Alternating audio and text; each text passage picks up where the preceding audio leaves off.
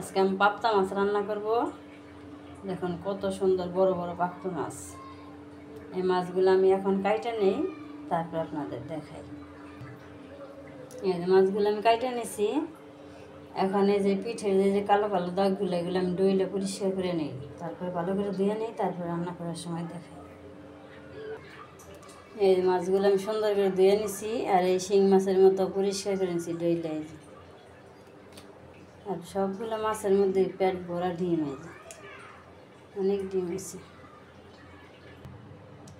এখন আমি মাছগুলো সব ধরনের মশলা দিয়ে মাখিয়ে নেব। এখানে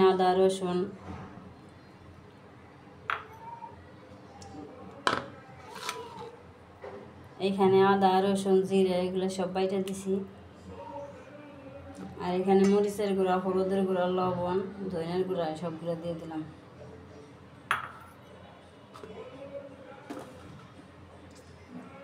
আমি মাছটা কষিয়ে রান্না করব, ভালো করে মাখিয়ে নেই। এই কাঁচামরিচ দিয়ে দিলাম, পেঁয়াজ দিয়ে দিলাম। এখন ভালো করে মাখিয়ে তারপর আমি কষিয়ে রান্না করব। আমার তেল গরম হয়ে গেছে, এখন কটা আনাম জিরে দিয়ে দিলাম।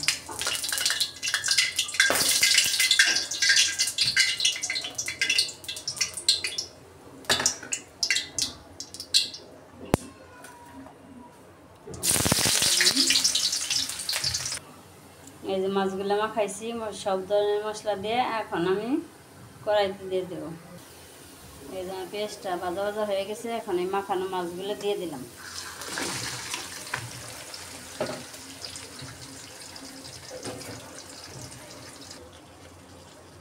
মাছটা কষানো হয়ে গেছে, এখন একটু পানি দিয়ে দিলাম।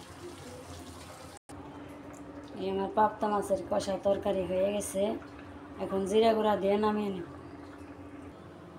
এই যে আমার তরকারিটা নামিয়ে নিছি, পাবদা মাছের কষা তরকারি। কেমন হয়েছে কমেন্টসে জানাবেন, লাইক কমেন্ট শেয়ার করবেন এবং সাবস্ক্রাইব করে আমার পাশে থাকবেন, আমি যেন অনেক দূরে এগিয়ে যেতে পারি।